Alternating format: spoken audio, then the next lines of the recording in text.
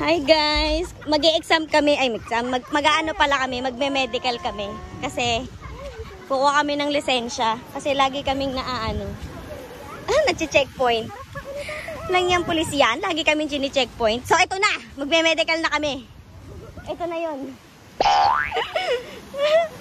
Kuha na kami medical, magte-take kami ng exam, magpapa-appointment kami. Kasi lagi kami nag-checkpoint, naro-wrong parking. Nakailang wrong parking na ako. 3 beses na ako nag-wrong parking. My God. Ilang bayad na ako? 600, 600, 800, 1, 2. Magkano na yun? 1,000. 600, 800. 1, 2 plus 800. Ilan yun? Oh, 2,000 na. Nakaka 2,000 na sila sa akin, B. So, ito na. This is the moment of truth. Mag-take na kami ng medical. Magkano bayad? Ng medical? Oo. Siguro mga 150 lang yun. I think so.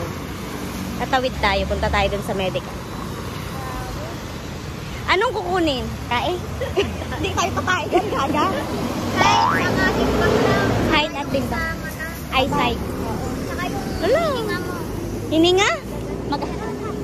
Ay, bait. Arigato gozaimasu. So, yun na nga, guys. Bakit? I have a respect also. You didn't know? Teka.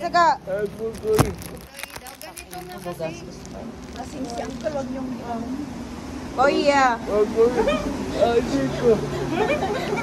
Ano mo? Pushin. Kuya. Tinago-tago ko pa naman tong ID na to. Kanya itong mga to. Gusto na dito tayo kumuha ng picture. Sarap sa kalin. Inala ko pa naman lahat ng picture ko kasi akala ko pwede yun para hindi. So yun na nga mga B, nagpapapicture na ako. Kaibigan mo may kaso. Anong kaso niya? Masyadong matakaw. Laging natuto. Wrong parking. Laging wrong parking kaya takot na. Papalisensya na siya. Dugyot. Gaganyan ka, Wendy, mamaya.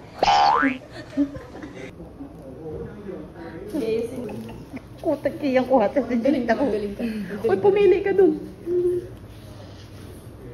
Puro nga baliktad. T-Chan o T-Ersan? Oh my God.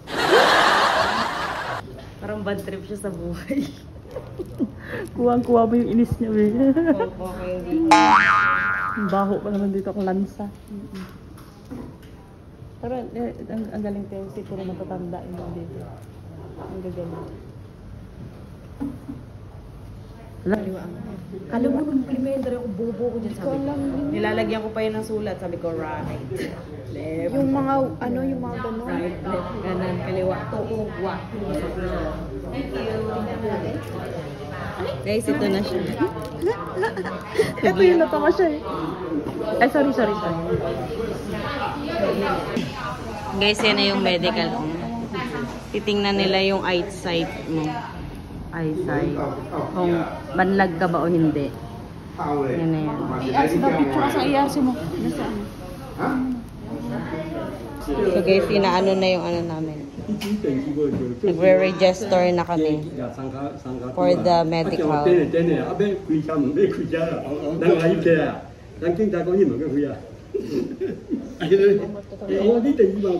Mga shonda. Ang aasin na siguro naman.